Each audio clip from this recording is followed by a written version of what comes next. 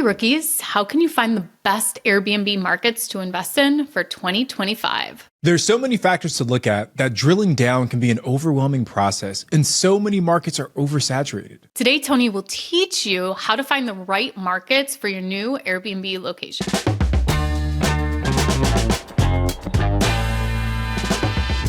I'm Ashley Kerr. And I'm Tony J. Robinson, and welcome to the Real Estate Rookie Podcast. So Tony, before we actually get started, remind everyone of what markets you are already currently investing in. We're in 3 markets right now. We're in California, just outside of Joshua Tree National Park. We are in Utah, outside of Zion National Park, and we are in Tennessee, outside of the Smoky Mountains National Park. So before you find a market, what are some of the things you should start doing before you even start looking for the market you want to invest in? So when we talk about like choosing a market, I think the first thing, before we talk about buy box, before we talk about how much cash you have, I think the very first thing you have to do is understand what your motivations are for wanting to purchase an Airbnb.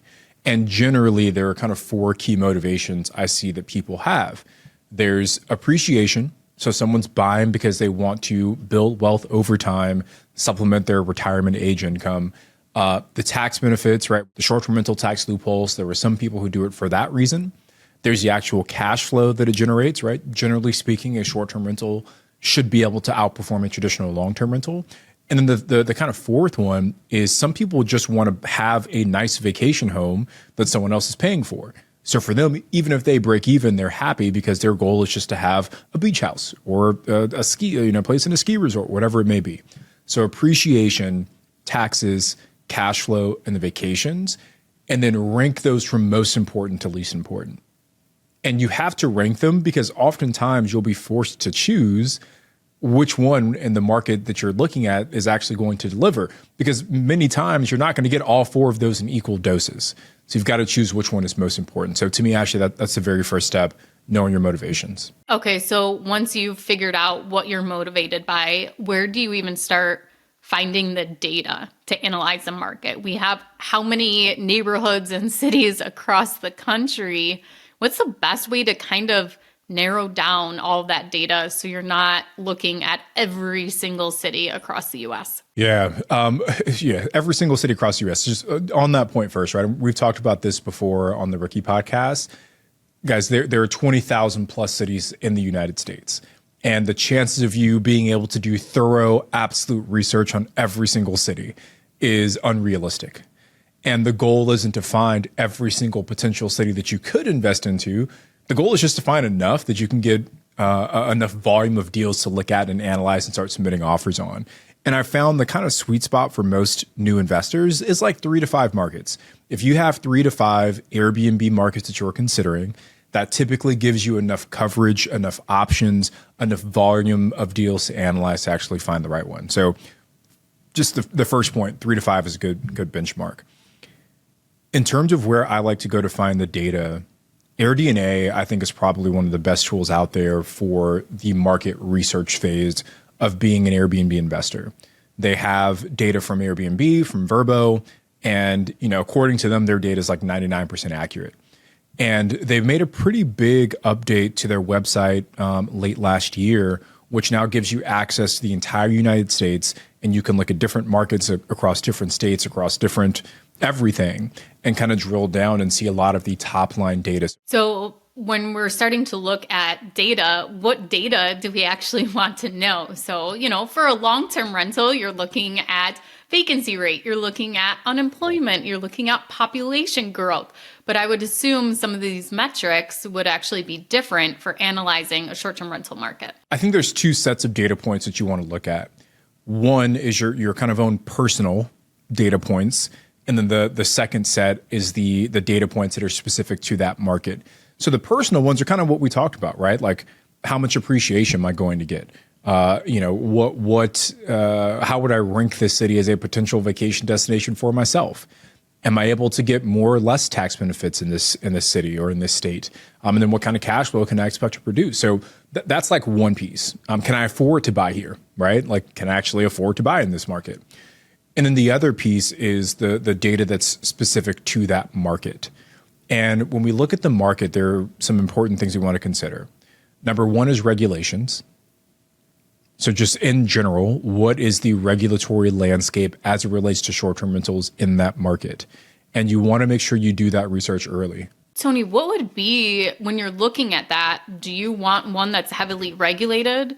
Do you want something that has no regulation? Where do you kind of stand on that? In the short answer in my mind is that established regulation that's strict is better than no established regulation at all.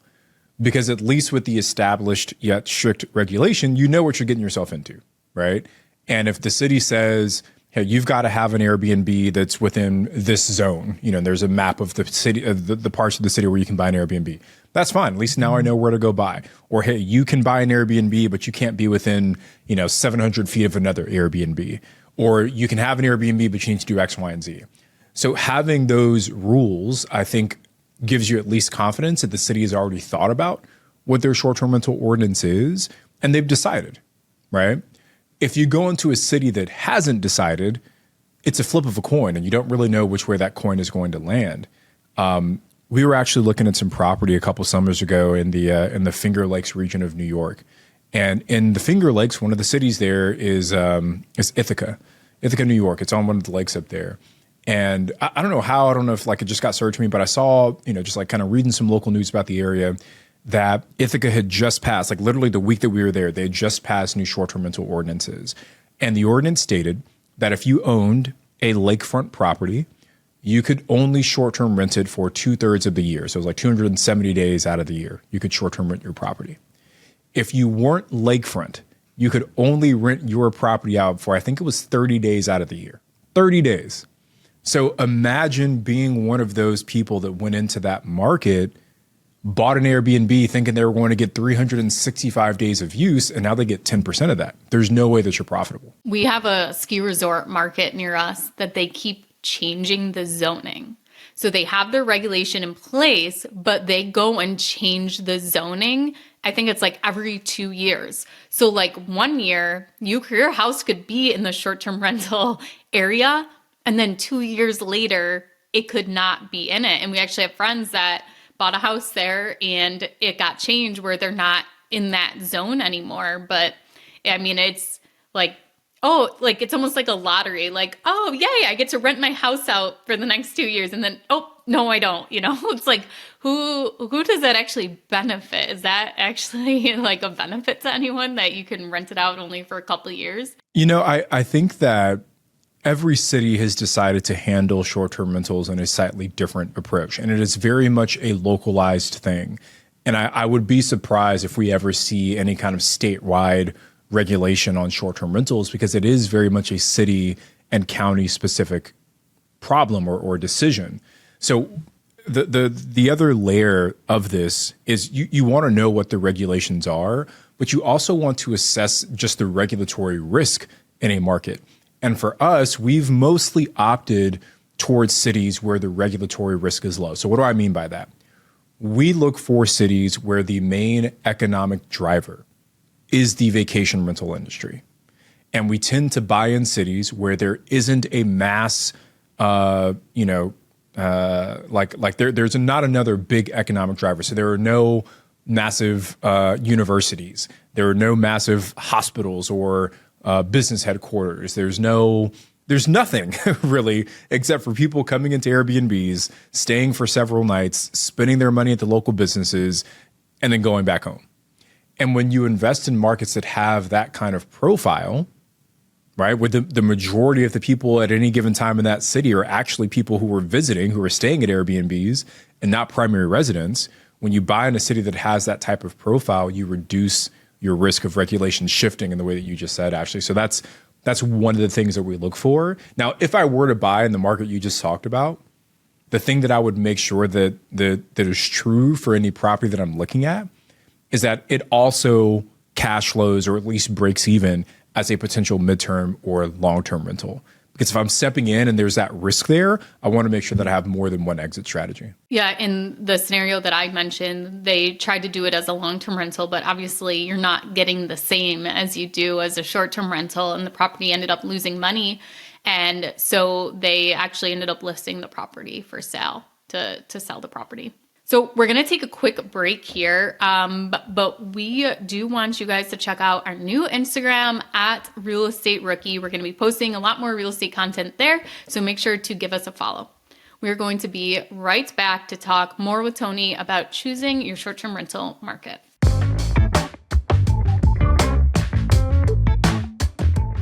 Okay, we're back from our short break. Thank you so much for joining us. Tony, we kind of left off about, what you should be looking for when analyzing a market.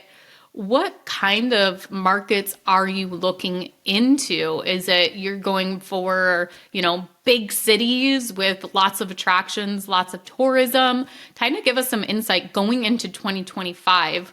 What kind of cities you're looking at? So this is me, my own kind of personal preference based on the data that I'm seeing. We're mostly focused right now on targeting kind of secondary or sometimes even tertiary Airbnb destinations. And the reason we're avoiding some of the kind of the primary or hotspot Airbnb cities with, a lot of the kind of well-known Airbnb destinations that a lot of us have talked about in those cities over the last couple of years, we've seen two things happen, maybe even three things. Number one, we've seen a dramatic increase in purchase price. Like the median sales price in a lot of those markets have increased exponentially. So for example, we own right now in the Smoky Mountains, and the first property that we bought there, 5-bedroom cabin, almost 3,000 square feet. We bought it for $580,000, I think. Now those same cabins are worth probably $1 million. Right. So we saw, a 40% almost increase in purchase price. The revenues in that property have not increased by 40%. They've been about flat. So we saw revenue do this, but we saw purchase price do this. So what does that do to your margins, right? So we're seeing a reduction in the actual profitability in some of these bigger markets. And it's a theme that I've seen across a lot of these big Airbnb cities where there are 20, 30,000 Airbnbs that you're competing against.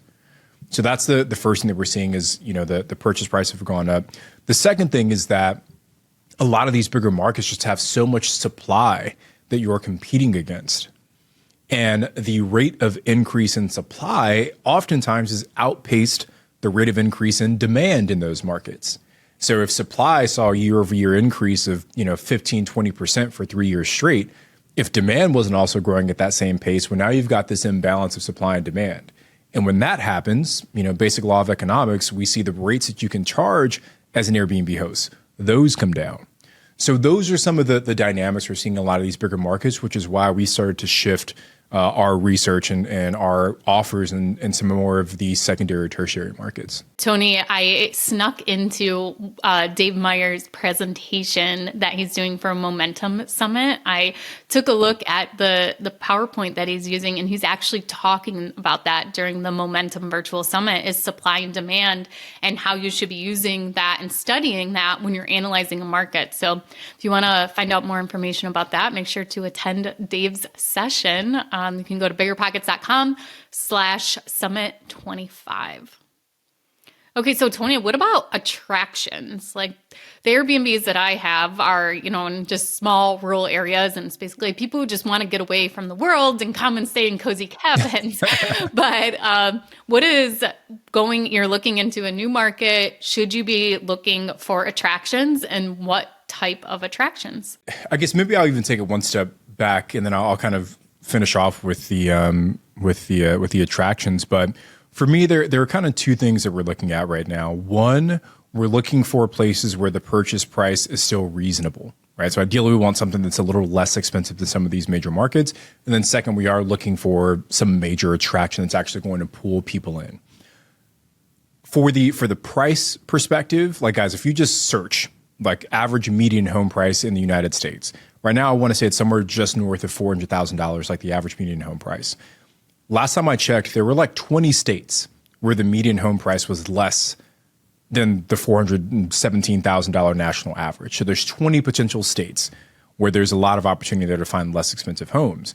And then within those states, doesn't matter which one you pick any one, all you have to do is type in, things to do in Arkansas. I think Arkansas is like the third lowest median home price state. Things to do in Arkansas. If you've never been to Arkansas, you probably don't know all the things that are in Arkansas. but there's Hot Springs National Park. There's, other things going on in Hot Springs. So if you just type in things to do in XYZ state, the beauty of Google Chat GPT will give you some ideas of, okay, what are people doing in that local market? And if you find something that you feel is maybe a big enough attraction, then just type in, go to Airbnb, type in Hot Springs National Park, and just see, are there actual other Airbnbs that are already existing in this market?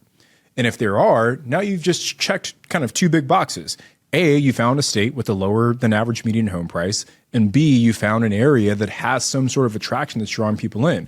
So it could be national parks, it could be museums, it could be universities, it could be something else, right? Who knows what's pulling the people in, but is there something to kind of bring a steady flow of folks in is one of the things that we're looking for. Now, based on your professional opinion, are you drawn towards seasonal properties that have a high peak and then, kind of decrease over a certain season? Or do you rather something that is steadier throughout the whole year? And should we even care about that? Does that even matter, I guess, too? I think every Airbnb market has some degree of seasonality. Like I really haven't seen a market that just like every single month you're pretty much charging the exact same rates. Even places that, probably have good weather year round, Hawaii, they probably are still charging more during some months than other months just because there's more demand in those months. So every market has some layer of seasonality. Now, there are some markets that I think are more sensitive to seasonality where it's like you're really only going to rent from, Memorial Day to Labor Day. And then outside of that, you're pretty much dead. We have kind of tended to stay away from looking in those markets just because we want a little bit more regularity with the income that's coming in, right? A little bit more predictability. And you don't necessarily have to like pile away, 6 weeks worth of revenue to last you the other 48 weeks out of the year. So we do look for markets that have a little bit more stability there. When you're analyzing the market and trying to understand, when the peak is, and you're looking at the data, are you looking at kind of vacancy rate at different times? You mentioned the daily rate. Give us some of those metrics that you're kind of using to determine this has steady income throughout the whole year. Yeah. So and I don't know why this happens. Maybe it's like a hotel thing, but in the short-term rental industry, we actually look at occupancy versus vacancy. So we look at occupancy rates for certain markets, and it does kind of tell us like, hey, where the ebbs and the flows are. But occupancy is only kind of one metric. You also want to look at the actual amount that properties are charging on a daily basis. Because while we might see some drop off in some markets from an occupancy perspective, where you typically see a bigger drop off is what they're actually able to charge. So for us, like I'll give you an example. We're in Joshua Tree, California, right? And that market does really well during the springtime. Does really well kind of during the fall. It's okay during the winter. It is very slow during the summer because it's so hot, which is kind of counterintuitive, right? But it just gets so hot out there that there's less travel demand during the summer months. Our occupancy doesn't swing much from springtime to summer, but what really swings is the rates that we're charging. So for example, I have a tiny house in Joshua Tree, and during spring season, there are some nights we're charging over $300 per night for a 391 square foot tiny home. That same property during the summer months, we might be charging $80 a night for the same exact property. So you'll sometimes see a bigger swing in the actual rates that are being charged, in the occupancy to some extent as well. So kind of going into 2025, and I know this question will be market dependent, but do you see any trends as far as amenities that people are expecting that maybe as a host you should be adding to your property to stay competitive? Or even if you gave us an example of a market where you're seeing something that everybody's implementing. I think someone told me once, and I've used this many times since then, but someone told me that we are entering the Airbnb amenities arms race. And that couldn't be closer to the truth. I think pre-COVID, I should say, amenities were things like Wi-Fi and smart TVs, right? Like those were the amenities that people were offering. Now, I think you're seeing much more sophistication in the types of amenities that are being offered. Now, to your point, Ashley, I think it is somewhat market dependent. But here's the thing. You can take amenities that are working well in other markets and use that in whatever market you're in. Because if it's proven to do well in a competitive market like Orlando, then why wouldn't it work well in maybe like a less competitive market like Buffalo? right? Like, if someone enjoyed it there, there's a good chance they'll enjoy it there.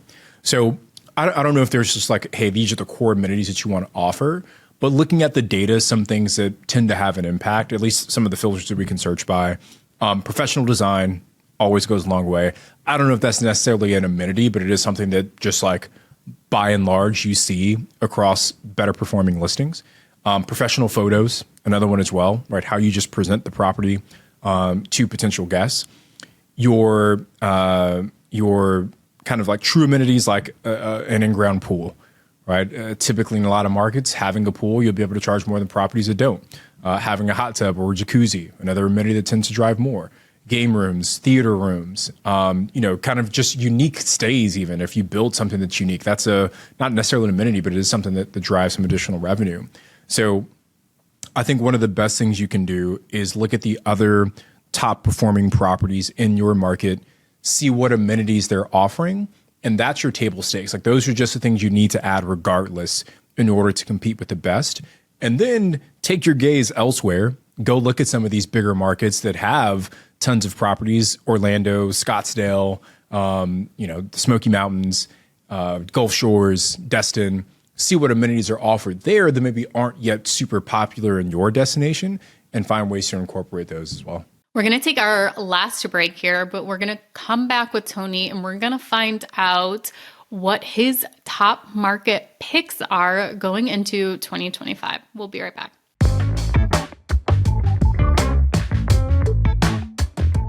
Okay, let's jump back in with Tony. So Tony, before we get to the good stuff, your top market picks that everyone should invest in 2025, is there anything else that we missed when you are analyzing a market? We went over daily rate, we went over occupancy rate, not vacancy rate.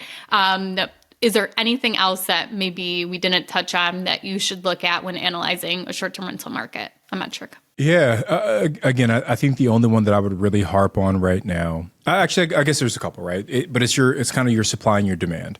So aside from the regulations, aside from, the purchase price, can I actually afford to invest there? Besides your own kind of personal motivations, supply and demand is a big one. And then level of competition is another big one. So I'll kind of break each of those down. Supply and demand, what I'm looking at from that perspective, let's talk about supply first. I want to know the raw number of Airbnb listings in that market. And then I want to know the rate of change of listings in that market.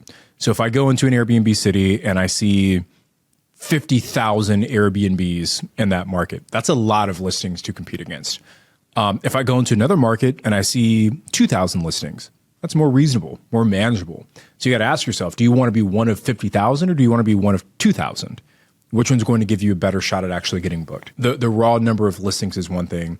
And then it's the rate of change. And I touched on this briefly as well, but if I see, 15, 20, 30% listing growth year over year, I've really got to make sure that the demand is growing at a pace that's greater than that to give me the confidence. And again, using something like AirDNA, you can track both the supply and the demand in a market, and you can compare those numbers.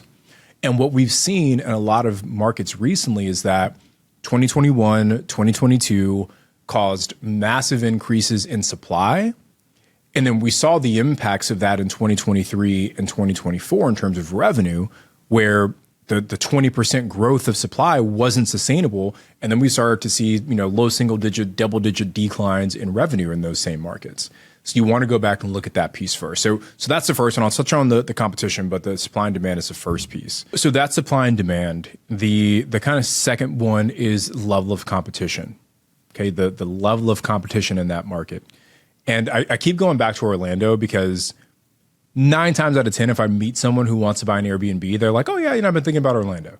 And when I say why, they're like, oh, because Disney's down there, like everyone loves to go to Orlando. And I say, okay, well, what specific data have you looked at to make you believe that Orlando is the best place? So I haven't looked at anything. It is so cheap to rent a house in Orlando because there's so many options. And I think the crazier part about Orlando is that there are so many good options. Some of the most expensive, kind of well thought out Airbnbs that I've seen are in that Orlando market. So when you talk about level of competition, Orlando's got to be one of the hardest markets to break through in. And there are Airbnb investors that I know who are good Airbnb investors who go into Orlando and kind of get their butts handed to them because the competition is so stiff. So as we're looking for markets, I want to go into a market and see where kind of the best properties in that city have poor design, right? They're like DIY the design. They're lacking a lot of the basic amenities that we talked about. They have DIY photos. They took the photos themselves on like their Razr flip phone from 2003. They're not using any dynamic pricing tools, but yet, despite all of that, their reviews are still great. And there are people raving about how amazing this property is. So if I can go into a market and see those things, yet those properties are still getting booked, they're still getting positive reviews, that's a sign for me that I can come in with a better product and potentially outperform a lot of what's in there. And when we bought our hotel, actually, that was kind of the thought process that went into it. We looked at the other kind of similar hotels in that market, but when we looked at the other hotel options, we felt that we could compete with some of the best ones in that city. And so far, since launching, we feel like we've been able to accomplish that. So supply and demand and then level of competition are two big things to look at. And I guess the kind of the last follow-up to this, are you getting all of this information on AirDNA, or are there other resources to get this information? AirDNA, I think, is the best place to go because it gives you access to nationwide data. And if you're really just kind of starting from a blank slate and you've got no idea of where to go, that nationwide access is super beneficial to help you drill down to the right cities. There's other data providers out there. I know Rabu is another one that comes up. PriceLabs offers market-specific data, but you have to pay by the market, so that gets a little bit more. It can get a little bit more expensive. You can use Airbnb also, but you just don't get any historical data. You only get forward-looking data, and it's very manual because you have to go through and look at the calendar. So for me, from a market selection standpoint, I do believe AirDNA is probably the best tool to use. Okay, so how do we stay updated on a market that we want to learn more information about besides searching into forward information from Airbnb? Yeah, so I think there's two things. Number one, I would subscribe to like that city or that county's newsletter. So for example, we have a lot of properties here in Southern California, and we're on like the newsletter for the council for this county. So as different things come up, you know, we can be present, we can be active. There was actually like there was some kind of like town hall where representatives from the county, disgruntled owners in that city, and then Airbnb hosts like myself. It was a big open hall. All the sides kind of got to air their grievances, and we only knew about that because we were in the loop with what's going on. So I think it sounds, you know, almost like overkill, but I think the more integrated you can be and the more knowledge you can have, the better you can protect yourself. And then second, I think it's just refreshing the data on a regular basis. So for me, we try and go in on like a quarterly basis and just reassess, hey, who are we competing against now? What new listings have come online that we weren't aware of before? What old listings have gone offline that we thought we were competing against before? And just keeping a fresh set of data to compare yourself against helps you make better decisions as you start to either build your portfolio from scratch or scale it up if you've already got one. But in my mind, the data and the information are the two most important things. And also you can go to the BiggerPockets forums and set a keyword alert for that city, for that market that you want to invest in. You can actually do that for any strategy. So anytime someone is talking about that market, you'll get a little notification. You can set it up to get an email so that you can go ahead and check out what somebody is actually saying for that market too. Okay, so Tony, what we've all been waiting for, what are some markets to be watching going into 2025? The $1 million question. I think I'm going to disappoint everyone, okay? I'm on the edge of my seat, Tony. We've kind of cast a bit of a wide net, and honestly, a lot of our acquisition kind of focus right now is on getting another commercial property, another hotel. So slightly different than what we're doing when we're looking at the single family homes. But again, because everyone is taking this at a slightly different approach and everyone's motivations are slightly different, I can tell you guys a list of cities that from a data perspective looks great. Like for example, Bakersfield, California. I have family in Bakersfield. I lived there briefly in my own life. never in a million years would I have thought that Bakersfield, California would be a great place to buy an Airbnb. But when you look at the data, supply versus demand, excellent. The level of competition, very low. So someone could go into that market and potentially do incredibly well. But do you want to buy in Bakersfield? Maybe, maybe not, right? So I could give you guys a list of cities, but I think what's more important is first that you understand that there are thousands of potential cities that make sense for you to invest into. So the goal isn't to find all of them. The goal is to find 3 to 5 that match your investment criteria. And second, looking at cities that have good underlying economics is more important than whether or not you like it or you get the warm and fuzzies about that city. And if you apply that strategy, I'm very, very confident that every single person listening to this should be able to identify 3 to 5 markets in the next 2 or 3 weeks with a little bit of dedicated work. Okay, well, I'm not going to be as wishy-washy as Tony, and I am going to give you some markets. First of all, I looked this up and I used AirDNA to gather some of this, and it showed across like different, I don't know what you'd call it, but like compared rural areas to urban areas to smaller towns to suburbs, things like that. In like rural, remote areas had the highest increase in listings of 16%. So, Tony, is that a good thing or is that actually a bad thing because now there's more supply in that market? Or is that like, wow, more people are creating them because they're making more money in these rural things? So I think what you said at the end is what a lot of people go to, like, oh man, there's a lot more listings. It must mean that everyone's killing it. So, which could be the case, but you still want to go back and check, okay, if supply increases 16%, what did demand do? And if demand wasn't at like 30%, then you might have a problem going into next year. Okay, then according to AirDNA, these are the 2025 best markets. So I did not research these. And excuse me if I butcher this name, but it's Peoria, Illinois, then Fairbanks, Alaska, Akron, Ohio, Columbus, Georgia, Crescent City, California. Number 6, Tony, Shreveport, Louisiana. I did see that. Yeah. And then it goes Page, Arizona, Rockford, Illinois, Dayton, Ohio, Frankfort, Kentucky, Montgomery, Alabama, and then, continues to go on. And they got a whole list. If you just Google best places to invest in vacation rentals, you'll find it for AirDNA. I do have a bit of a beef with the AirDNA's best places to invest list, right? Because, for example, I know they have Anaheim, California on this list. And Anaheim is home to Disneyland here in California. So obviously it sounds like it's a fantastic place to get an Airbnb, but it is almost impossible to get a new short-term rental permit in Anaheim. And the only way that you could actually get one is if someone sells their existing Airbnb along with the permit. And because these permits transfer with the property, you can imagine how expensive the Airbnbs in Anaheim actually are. And is it actually even profitable at that point to buy an Airbnb? Shreveport, we've talked about, if you guys have been around the podcast for a while, the flood insurance in that market can definitely get expensive. So guys, any of these lists that you find, I think they're good starting points, but at the end of the day, no one's going to hand you, hey, here is a perfect city for Ashley to buy an Airbnb in, or here's a perfect city for Tony to buy an Airbnb in. You've still got to do the work yourself to identify, does this city actually support my unique investment goals?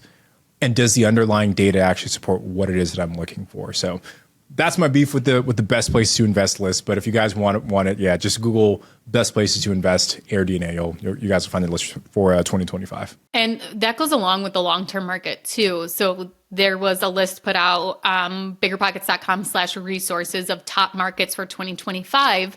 And it has, data that is applicable to long-term rentals. And it's the same thing. Take it with a grain of salt because not all of it is going to be something that is useful for you. And you don't know everything that's going on with that city. These are just the data points.